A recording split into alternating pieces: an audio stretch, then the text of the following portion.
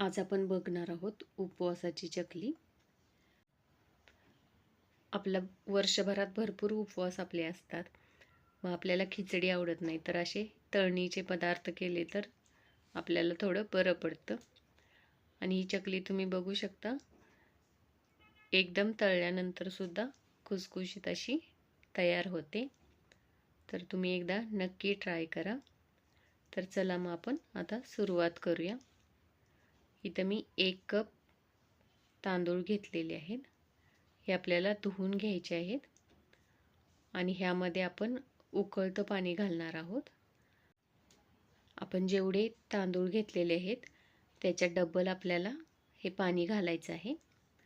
मग आपण इथं कपाने तांदूळ घेतलेले, तर इथं मी 2 कप पाणी उकळतं घातलेलं आहे. आता ते मिक्स करून आपण रात्रभरासाठी भिजत ठेवूया. आता आपण सकाळी बघूया, तांदूळ चांगला फुललेला आहे. हे आपण नंतर शिजवणार नाही आहोत, त्यासाठी आपण भिजवतानाच उकळत्या पाण्यात घातलं. हे असं उकळत्या पाण्यात तांदूळ भिजवल्यामुळं आपल्या चकल्या छान फुलल्या जातात. त्यासाठी आपण हे पाणी गरम घेऊनच भिजवायचे तांदूळ. आपण तांदूळ भिजलेला थोडा सुट्टा करून घेऊया. आता ह्यामध्ये आपल्याला शिजवलेले बटाटे घालायचे आहेत. तर त्यासाठी मी इथं 4 बटाटे शिजवून थंड करून घेतलेले आहेत.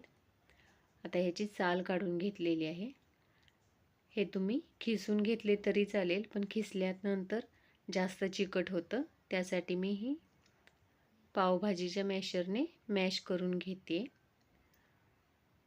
असं थोडं चिकटपणा कमी होतो बटाट्याला.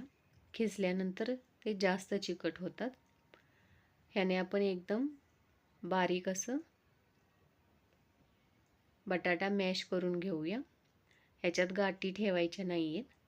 आता ह्यामध्येच आपण भिजवलेला तांदूळ घालून घेऊया आणि चवीनुसार ह्यामध्ये मीठ घालूया.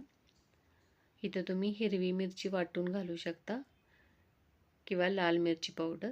मी इथं वापरत नाही आहे. आता हे आपण मिक्स करून घेऊया. हे आपल्याला जास्त दाबून मिक्स करायचं नाही आहे, नाहीतर आपला साबुदाणा एकदम मॅश होईल. आपण हलक्या हाताने हे मिक्स करून घेऊया. इथं मी ह्याचा गोळा तयार करून घेतलेला आहे. आता आपल्याला चकली पात्र लागणार, तर आपण त्यामध्ये हाताला थोडंसं पाणी लावून पीठ ह्या भांड्यात घालून घेऊया. हाताला पाणी लावल्यामुळे जास्त पीठ आपलं चिटकत नाही हाताला. आणि आपण साचा सगळा भरून घेऊया. या साच्यामध्ये पीठ घालताना आपल्याला हाताने दाबून व्यवस्थित वरपर्यंत आपण हा भरून घेणार आहोत. आता आपण याचं झाकण लावून घेऊया आणि ह्याच्या चकल्या पाडायला घेऊया.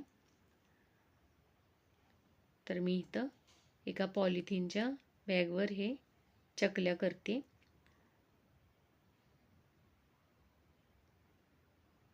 आपण चकली आपल्याला जेवढी मोठी पाहिजे तेवढी किंवा छोटी आपल्या आवडीनुसार करून घ्यायची. सगळ्या चकल्या आपल्याला अशाच पाडायच्या आहेत.